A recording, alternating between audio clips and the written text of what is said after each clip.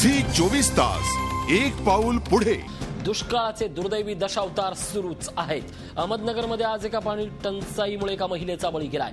घरासमोर असलेल्या आडामध्ये पाणी येत नसल्यामुळे पाणी काढण्यासाठी गेलेल्या इंदुबाई खंबायत या महिलेचा तोल जाऊन त्या आडामध्ये पडून तिचा मृत्यू झाला। अतिशय दुर्दैवी अशी घटना आहे। अहमदनगरमधला हा प्रकार आहे। दुष्काळामध्ये आणखी एकाचा बळी गेलेला आहे। पाणी दिसत नसल्यामुळे पाण्याच्या शोधण्यात नजर आत जात होती आणि अशाच वेळी तोल गेला आणि एका महिलेचा दुर्दैवी मृत्यू झाला। आमच्यासोबत आमचे प्रतिनिधी निखिल चौकर आहेत। निखिल, अत्यंत दुर्दैवी घटना आहे, काय सांगाल याबद्दल?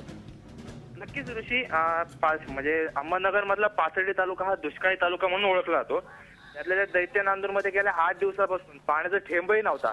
तेथील ग्रामपंचायत थ्रू तहसीलदारांना पत्र सुद्धा पाठवण्यात आलं होतं की या ठिकाणी टँकर देण्यात यावे।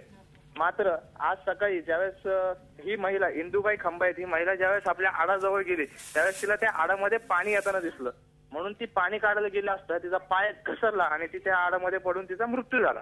म्हणजे थोडक्यातच ह्या पाण्याच्या टंचाईमुळेच हा मृत्यू झालेला आहे, बळी गेलेला आहे। यापूर्वीही अहमदनगर मधल्या इथं नांदगाव या शिवारामध्ये भावाभावांमध्ये सख्या भावांमध्ये भांडणं आले होते। म्हणजे थोडक्यातच पाण्याची टंचाई हा आता बळी घ्यायला लागला आहे, त्यामुळे आता हा प्रश्न निर्माण झालाय मोठा। नक्कीच अत्यंत अशी गंभीर अशी घटना आहे। दरम्यान या संदर्भात प्रशासनाकडून काही सांगण्यात येत आहे का? नाही, या संदर्भात प्रशासनाशी अजून तर काही संपर्क झालेला नाही, परंतु ही घटना घडल्यानंतर सुद्धा त्या ठिकाणी कुठल्याही एक जबाबदार अधिकारी त्या ठिकाणी गेलेला नाहीये अशी माहिती सध्या तरी समोर आली आहे। नक्कीच दुर्दैवी घटना येऊनही नियोजनाचाही दुष्काळ कशा पद्धतीने आहे त्याचंच हे प्रत्यंतर म्हणावं लागेल। धन्यवाद निखिल या साऱ्या माहितीबद्दल। झी24 तास एक पाऊल पुढे।